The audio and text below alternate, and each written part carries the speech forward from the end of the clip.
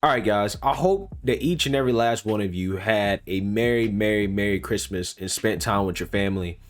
However, on Christmas, we had some terrible news come out of Nashville as there was a massive explosion in a downtown stretch of the city that shook this country, guys. And this type of news really devastates me, and it really makes me feel some type of way. And the reason why is because during the holidays, our first responders, our law enforcement officers, those who protect and serve, are already kind of stressed out.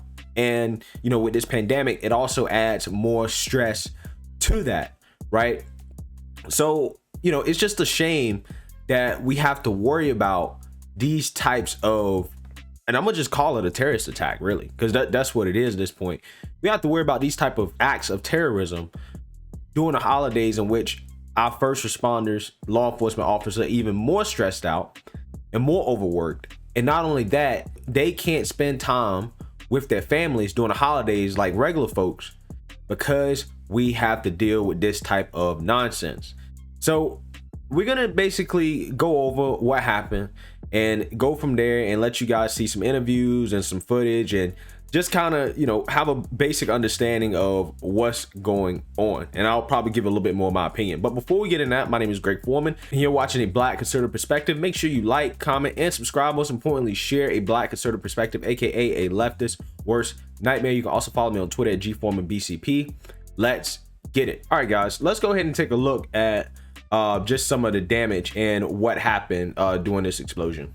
And Phil, I believe we have that surveillance video queued up again. This is right on 2nd Avenue, and this time we have backed it up prior to the explosion because it does catch the explosion, but you can hear the repeated recordings. And guys, I'm not sure if we have that. We all want to just be quiet and listen carefully to that recording, which police, like you said, Phil, confirming now was coming from the RV. Let's roll it. All buildings in this area must be evacuated now. All buildings in this area must be evacuated now. All buildings in this area must be evacuated now. If you can hear this message, evacuate now. If you can hear this message, evacuate now.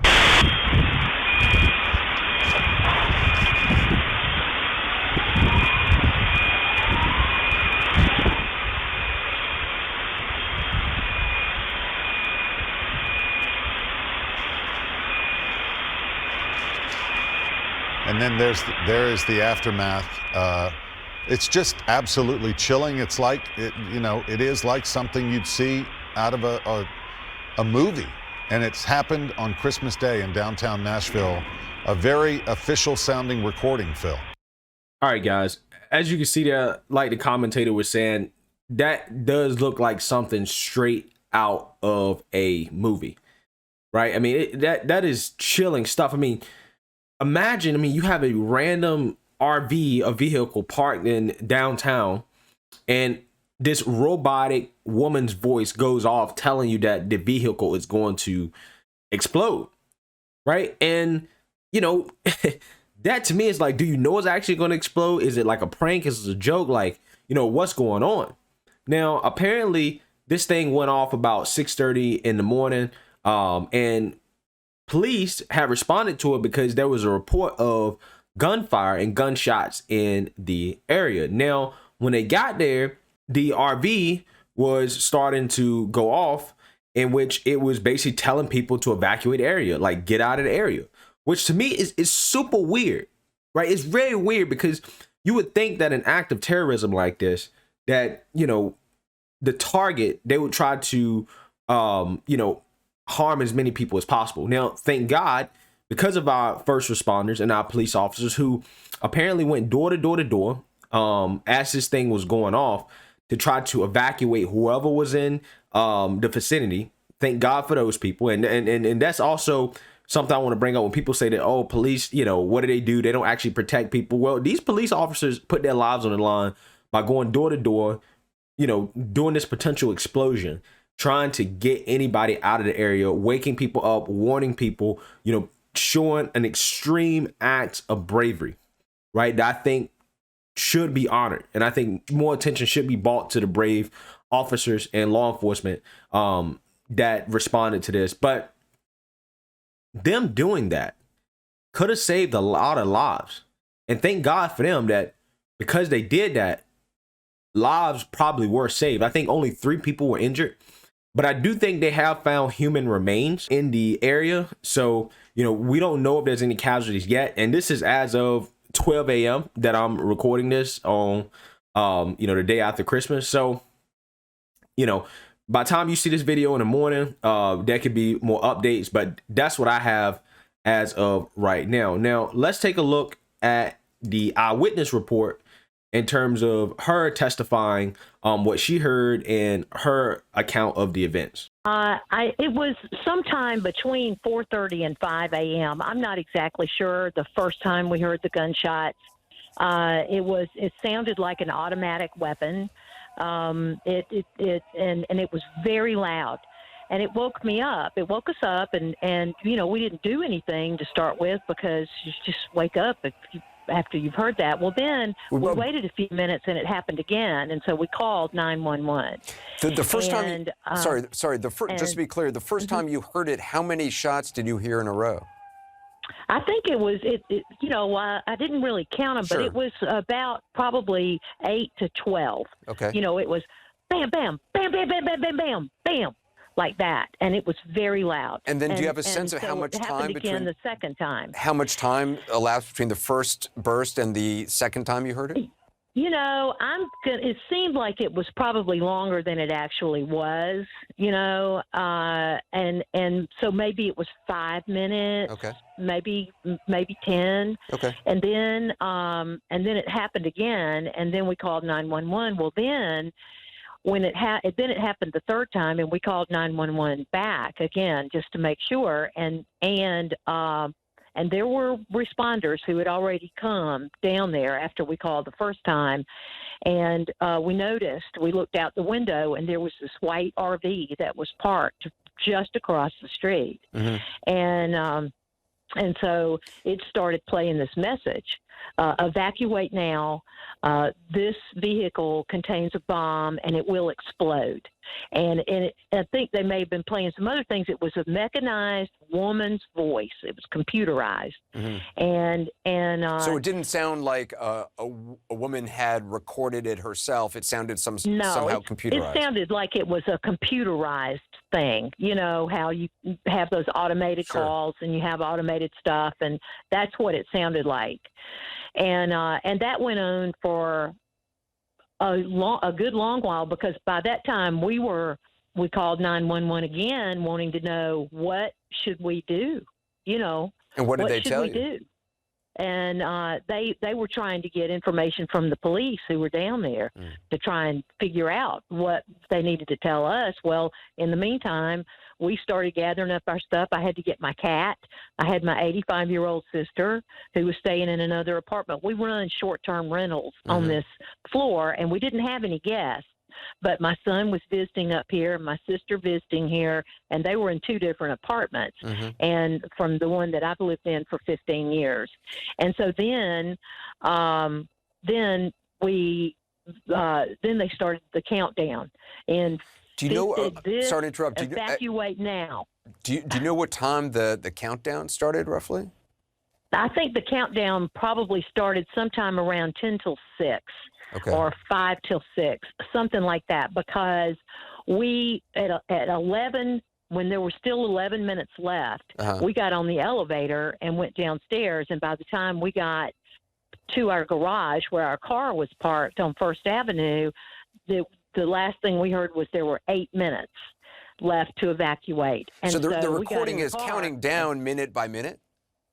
Yes, it was counting down. It was saying you have 15 minutes to evacuate, and then, and it would say that over and over, and then you have 14 minutes to evacuate. So during that, sorry to interrupt, but just to be clear, so when it would say you have 15 minutes to evacuate, it would say that over and over the course of a minute, and then it would say you have 14 minutes, and it would say that over and over? Yes. Wow. That must be did that all the terrifying. way down. And I mean, I didn't hear it anymore after 8 minutes because we were in the car. I mean, that must be terrifying. It was absolutely terrifying. And I mean, and I told my family yesterday, I said, I think I'm just going to spend all day Christmas in my pajamas. But I didn't mean that I wasn't going to have anything else to put on, because we walked out of there with our pajamas and our cat. This is not how you expected to spend the day in your pajamas. You were expecting a more relaxing day.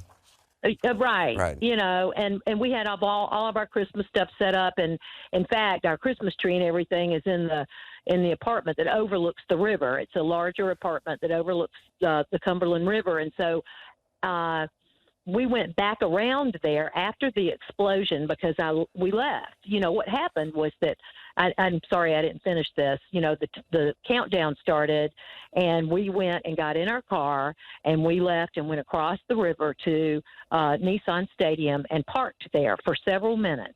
And after we knew that the time had passed where the bomb was going to go off, I mean, the 15 minutes had passed, we went, well, that must have just been somebody's sick idea of a joke. And we got back on Korean Veterans Boulevard and turned down 2nd Avenue, heading north to come back down there, because we were thinking, we'll just go home. And, of course, then the bomb exploded while we were on our way back down there, and we saw that thing. The fireball went all the way up past the AT&T, above the AT&T building. Everything everything shook. It was quite the blast. Well, I pulled up at 2nd Avenue and Broadway and watched that. Well, all these emergency vehicles, fire trucks, everything's coming down this way. So I turned right onto Broadway and then turned left right onto 1st Avenue. And, of course, 1st Avenue was completely littered with broken glass and all right, so I think we probably have enough testimony for you guys to get the gist of what happened, and that's a very, very, very scary story in my opinion, because I mean, this woman, I'm actually very surprised to hear her be as not shook. She seems to be okay, especially considering that how doing twice in her story, her life could have been ended, right? The first time is, her being in her apartment, having 8 minutes to evacuate, getting out, driving out, and then going across what it looks like the river here, as you can see, the Nissan Stadium. And then coming back thinking that, it was a joke. And then as you're on the way back, like, imagine seeing that explosion that you thought was a joke on the way back, right? Now, that's, again, scary stuff. And, to me, it's just really weird how something like this seems to not have the target of actually killing people. It seems to maybe be targeting some type of business. It could be some type of message. Maybe it was targeting the AT&T center. We really don't know what the target was at this point. But it does seem that whoever did this wanted to get people out of the area, did not want to have fatalities. And to me, I think the gunshots are also a part of this whole thing. Somebody may have set up the gunshots and okay, this is going to get police on the scene, and then police are going to get here. And I'm not saying whoever did this is trying to do anything good. No, this is terrible. This is terrorism. But it's just weird, the setup, and how it just seemed to be set up in a way that tried to avoid people getting killed. At least that's what it seems like right now, as of what I'm saying. It's just weird for some type of act like this to go down like this. It's very scary stuff. It almost seems to be a warning more than an actual legitimate, like, I'm trying to really cause as much death and destruction as possible type attack. Again, it's weird stuff. And I'm keeping an eye on it. I mean, I'm gonna see if any more information comes out. But like I said, man, it's just a damn shame that our first responders, our police officers, our essential workers, they can't stay home and be with family and friends because we have to worry about sick, evil people doing acts of terrorism like this, regardless of if they wanted to actually try to kill people or not. This is an act of terrorism, and it should be treated as such. It's just a shame that they can't spend time with their family and friends on Christmas. I'm praying for anybody who may have been injured in the blast, and I'm hoping that there are no fatalities as of right now. They did say they found human remains again, so they may report maybe 1 or 2. Future, who knows? I'm hoping not. I'm hoping that that's cleared up in some way, that there's no deaths. But that's what we have at this point, guys. Scary stuff. Let me know what you guys think. Make sure you like, comment, and subscribe. Most importantly, share a Black conservative perspective. Peace.